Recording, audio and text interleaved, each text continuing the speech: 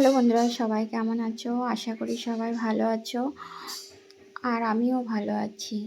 তো আজকে যে ডোরমেট ডিজাইনটি দেখাচ্ছি, তো তার জন্য দেখো এখানে 4 ইঞ্চি বাই 4 ইঞ্চি একটা বোর্ড নিয়েছি।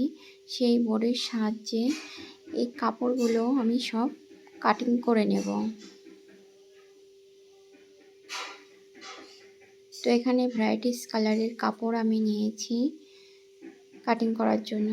তো এইভাবে 4 ইঞ্চি বাই 4 ইঞ্চি এই কাপড়গুলো সব এখন কাটিং করে নেব। কাপড়গুলো কাটিং করা হয়ে গেছে। তো এরপর আমি সেলাইতে চলে এসেছি। সেলাইতে আসার পরে কাপড়টা কোনাকুনি ভাঁজ করে আবার সেটাকে পাল্টি করে এভাবে ভাঁজ দিয়ে নিলাম। তো এবার সেলাইতে ঠিক এক চাপের একটু বেশি বেশি করে রেখে পরপর এভাবে সাজিয়ে আমি সেলাই করে নিচ্ছি। কাপড়টা আরও একবার ভাঁজ করা দেখিয়ে দিচ্ছি, এইভাবে ভাঁজ দিতে হবে। তো এইখানে এইভাবে করে আমি এটাকে 17 ইঞ্চি লম্বা সেলাই করব। তো এখানে দেখো এটা আমি 17 ইঞ্চি লম্বা করে এটা সেলাই করে নিলাম। এবার এর দু সাইডটা এইভাবে সেলাই করে আমি আটকে নেব যাতে কাপড়টা সরে না যায়।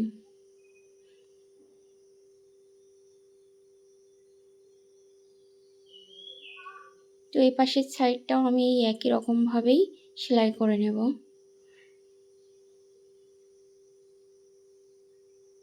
এইভাবে আমার এখানটায় আমি 5টা রেডি করে নিয়েছি।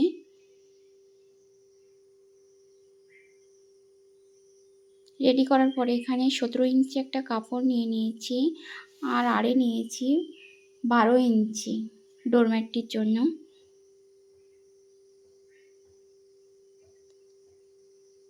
তো এইভাবে প্রথমে কাপড়টির সাথে আমি এই ডিজাইনটি ধার দিয়ে এইভাবে সেটিং করে নিলাম।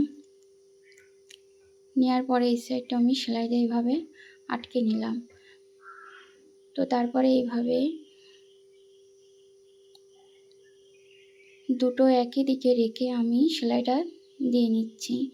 নিয়ে এটাকে এইভাবে পাল্টি করে দিতে হবে। এবার বাকিগুলো একই পদ্ধতিতে আমি এইভাবে সেলাই দিয়ে নেব।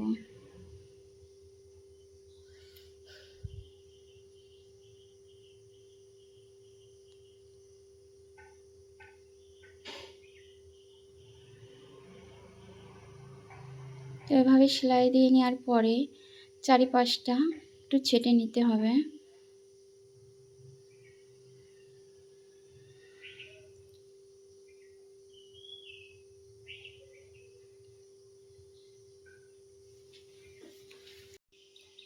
তো এবার আমি এটাই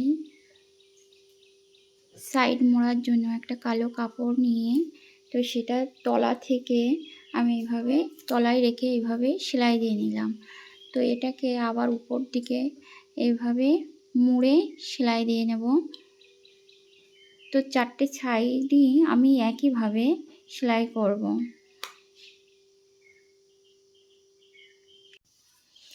তো বন্ধুরা চারপাশে এইভাবে করে নিলেই ডোরমেটটি রেডি হয়ে যাবে। তো ডোরমেটটির ফাইনাল লুক এই যে। আর ডোরমেটটি কেমন হলো সেটা কমেন্টে জানাতে ভুলো না। আর ভালো লাগলে চ্যানেলটি সাবস্ক্রাইব করে পাশে থাকার অনুরোধ রইল। দেখা হবে পরবর্তী ভিডিও নিয়ে। Thanks for watching.